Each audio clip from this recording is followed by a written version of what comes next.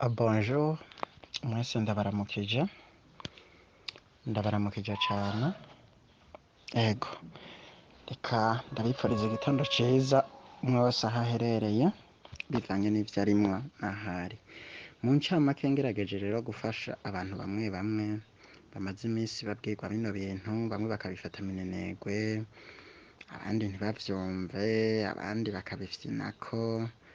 Ni ibintu biriko birateza imbere benshi. Beri yaje iruta ibintu vyose twaba twarabonye canke twarumvise canke twarakoze. Igituma ivyo mvuze ko yaje ibiruta, nizere yuko wewe uri ngaha ugira wumve ino audio wompinyuza.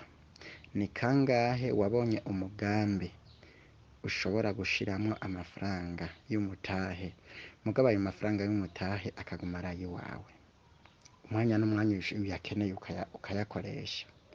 Nagira mvuga iki rero ku kijanye na Beri, mvunaguye ntiriwe ndavuga vyinshi, nja kugerageza mere nk'uwunyarutsa.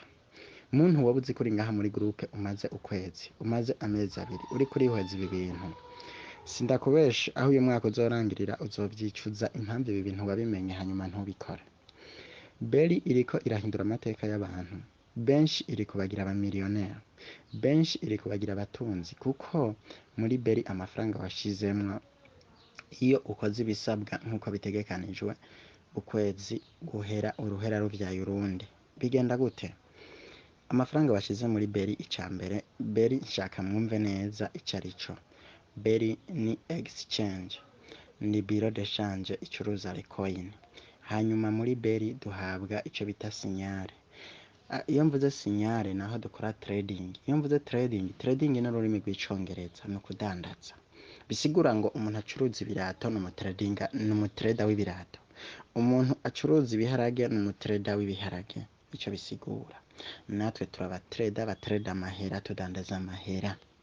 Hanyuma tugacuruza amahera electronique tubifashijwemwo na Fisi Global. Fisi Global nibaza yuko abantu benshi mutaja kubitahura, muce mwegera abantu babatumiye muri no groupe bababwira ibijanye na Beri, ubabaze mbega Fisi Global niki.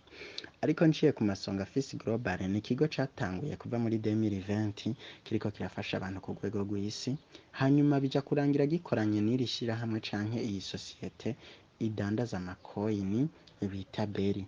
Hanyuma muri Fisi Global habayemwo abagwizatunga bashiramwo imitahe, hanyuma biyumvira no kuja barafasha abantu mu kubaha signare bakora. Iyo mvuze signare, naho batanga mone yururutse igiciro, ifise ibiciro vyo hasi, bakavuga bati iyi mone turayitanze, umuntu wese afisemwo umutahe muri konte yiwe ya Beri ace ayirangura. Hanyuma baca baduhana kandi n'isaha iyo mone canke iryo faranga batanze riba ryadugije ibiciro, bakavuga bati uwo muntu rero yari yariranguye riri hasi, kuri iyi saha naca agurisha ace yunguka. Nivyo twe turiko dukora, nivyo turiko turakora muri Beri, nta kindi kintu, turiko ducuruza amafaranga.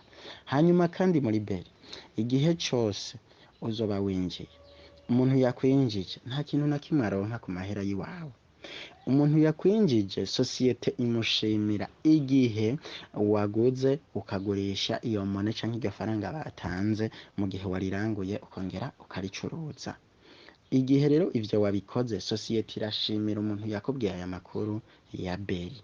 Nico ni ukuvuga igituma societe ya Beri idahemba umuntu ngo nuko yinjije uwundi, ivuga iti umutahe w'umuntu ni uw'umuntu, amahera yiwiwe nayiwe, umwanya n'umwanya yoyakuramwo. Nico gituma itemera guhemba ku mutahe w'umuntu. Si motivation itanga, ubikora ubishaka, utabishaka ukarireka. Winjira ushaka, udashaka ukareka. Umuntu wese ariko arunguka ku mutahe wiwe.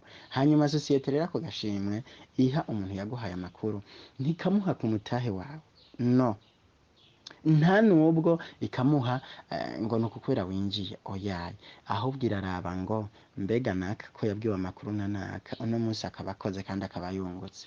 None ko tubona yungutse, nta kuntu wamubwiye amakuru twamushimira? Societe icishimira uwo muntu muri ubwo buryo. Mbega imushimira mu buryo buhe? Nibaza rero ko umuntu wese yoca araba umuntu yamushize muri no groupe, akamubaza bati none notangura gute kugira ngo nanje mbe umucuruza w'aya mafaranga yo muri Beri. hanyuma uwo muntu aca gufasha, hanyuma abashobora kuza nanje ndashobora kubafasha. Nibaza yuko umuntu wese ibinyuranye n'ibi canke ivyo yoba ariko aribaza yoca ashobora kumbaza inbox. Uwuriko arumva ibinyuranye n'ibi canke ivyo adatahura aca abaza inbox. Ndagomba umuntu yakubwiye amakuru ya Beri umubaza ibi bibazo, mbega notangura gute, ni gute nokugurura konte yanje, ni gute nzorotira, mbega ni gute nzohembwa buri munsi. Beri umunsi wa mbere ushiriyemwo umutahe niwo munsi wa mbere utangura kunguka. Turiko turatahurana, umunsi wa mbere ushizemwo amafaranga yawe niwo munsi utangura kunguka.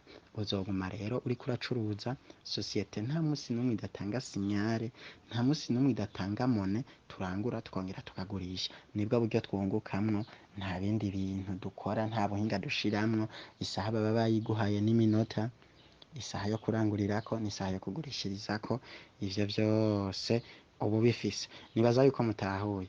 Uwundi yogira ikibazo inbox kugira ngo dushobore kubafasha. Murakoze cane.